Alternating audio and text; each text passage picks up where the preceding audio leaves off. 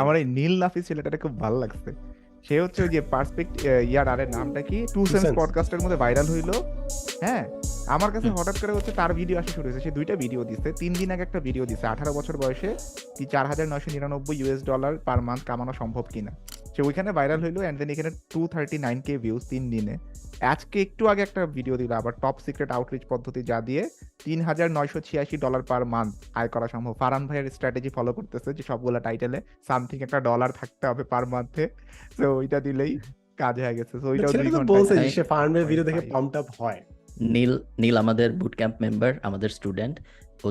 ওকে আমি চিনি বছর খানেক আগে থেকে হবে। ওর সার্ভিস আমাকেও পিচ করছিল, ভিডিও আমরা নিতে পারিনি এক্সপেন্সিভ দেখে, but I am so happy যে ও ইন্টারন্যাশনালি বেশ ভালো কাজ করতেছে। আচ্ছা, ও এবং কি ওর করে সাথে আরো আসলে আমি জানি না, আমি পডকাস্ট আমি শুনি নাই।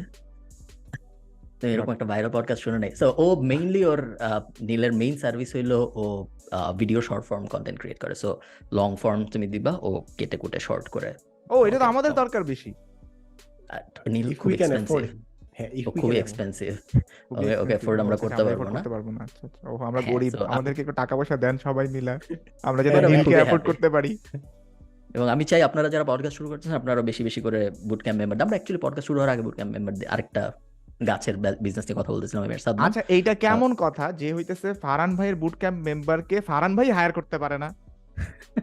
এটা কোনো Suffering কথা? for success, তাই না? আমার স্টুডেন্ট এত ভালো করতেছে, অ্যাফোর্ড করতে পারে না Oh, বলে, no. অ্যাফোর্ড করতে পারেন না কেন? আমার কাছে আমি কিভাবে অ্যাফোর্ড করতে পারবো? তুমি ও যদি আমার কাছে, হাইপোথেটিক্যালি স্পিকিং, ও যদি আমার কাছে একটা ভিডিও শর্ট ফর্ম বানানোর জন্য $20 চায়, কথার কথা, আমার এক্সাক্টলি মনে নেই কত চাইছিল, সেইখানে আমি যদি বাংলাদেশি আরেকজনকে পুরো মাসের জন্য 15,000 বা 20,000 টাকায় পাই, আমার কাছে ওর টার্গেট অডিয়েন্স যেটা, তাদের জন্য ও ভালো ডিল, বিকজ ওরা বিদেশি।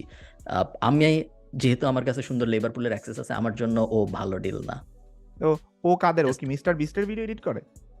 না, বাট ইন্টারন্যাশনাল মানুষজনের Client ভিডিও আছে, এডিট অনেক করে, client। so বিদেশি মানুষ। সো না, রাফায়েত রাকিব ভাই দেখলাম যে আলী আব্দালের ভিডিওতে আসছিল। Again another success story. Rafayet ভাই আমাকে 1.5 বছর আগে, সত্য কথা, রাফায়েত ভাইকে আমি যখন কোর্স দিছি আমাদের 1.5 বছর আগে, 1.5 বছর আগে, রাফায়েত ভাই ভেরিফাই করতে পারবে উনি যদি দেখে, উনি আমাকে কোর্স করছে, তারপর উনি আমাকে একদিন ফোন দিছে যে এটা কি ফাইবারের বলা কিছু অ্যালাউড আপনি যে বলতেছেন? আচ্ছা, এটা আমি ঠিক শিওর না বল। এতদিন আমি বলি না, এখন সবাই জানে, এই জন্য আমি বলতেছি। তো যে উনি, আচ্ছা রাফায়েত ভাই মাফ করে দিয়েন, মাফ করে রাফায়েত দিয়েন ভাই যদি অ্যালাউড না থাকে অত্যন্ত দুঃখিত। উনি যে আমার একটা ভিডিও এডিটিং টিম আছে, ওদেরকে কাজ টাজ দিব, কি করা যায়। এরপর ক্রেডিট আসলে আমার না, আমি না ওনারে ভিডিও এডিটিং শিখাইছি, না আমাদের ভিডিও এডিটিং এর কোনো কিছু আছে। আমি জাস্ট ওনাকে 1 ঘন্টা ওনার সাথে গল্প করছি বেসিক্যালি। এবং আজকে এখন আমরা দেখি যে আলী আব্দালের মতো ভিডিওতে উনাকে ফিচার করা হয়। এবং এখানে আমি আরেকটা জিনিস বলে রাখতে চাই, সেটা হচ্ছে নীল যেভাবে অ্যাস্ট্রোনমিক্যাল রাইজ করলেন, it's a very good case study, যে হঠাৎ করে একদিন 3 দিনের মাথায় একটা ছেলে জাস্ট দাঁড়ায় গেল সোশ্যাল মিডিয়াতে। That's fascinating. এবং এটা আমি একটাই মিনিং দাঁড় করাতে চাই, একটা জিনিস আমি বলতে চাই, যদি অনেকে বলে যে they are very talented, so এই ক্ষেত্রে কোন জিনিসগুলো কাজ করছে, হি ওয়াজ অলরেডি এক্সপিরিয়েন্সড, ওর গ্রাউন্ড ওয়ার্ক ছিল, অ্যান্ড ও খুব ভালো কথা বলতে পারে, he is very articulate. So ওর যখন এই দুইটা জিনিস নিয়ে একটা ভালো জায়গায় কথা বলতে পারছে 1 ঘন্টা, ও জাস্ট মানুষকে কনভিন্স করে ফেলছে, he just won over people. So আপনার যদি এরকম কোনো স্কিল থাকে, if you really think you're talented, আমার মনে হয় কারেন্টলি বাংলাদেশে প্রচুর পডকাস্ট আছে, সো আপনারা জাস্ট কোনো একটা পডকাস্টে যায় পারলে একবার ট্রাই নিয়ে দেখেন। আমার মনে হয় এতদিন যে মানুষ কমপ্লেন করতো যে এক্সপোজার পাচ্ছি না, ওই জিনিসটা কিন্তু এখন আর হচ্ছে না।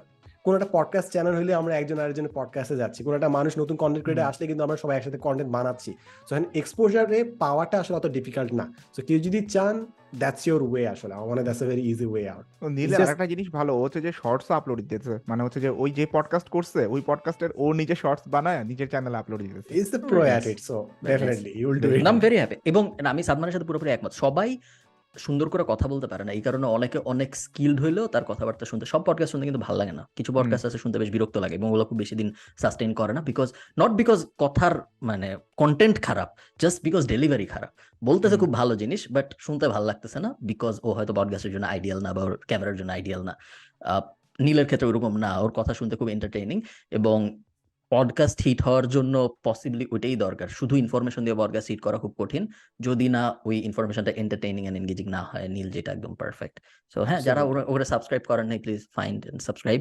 আশা করতেছি ইউটিউব আপনাকে অটোমেটিক্যালি ডান পাশে বা কোথাও হ্যাঁ, দেখায় দিবে। দেখায় হ্যাঁ দিবে। আমাকে দেখায় আমরা- দিবে। রেকমেন্ডেশন আসবে, রেকমেন্ডেশনে বারবার আসবে, ঠিক আছে? হ্যাঁ। এক্ষেত্রে তো আসলে আপনারা অবশ্যই সাবস্ক্রাইব আচ্ছা করেন। বাই দ্য ওয়ে আপনারা কি দেওরা দেখছেন, দেওরা শুনছেন, দেওরা?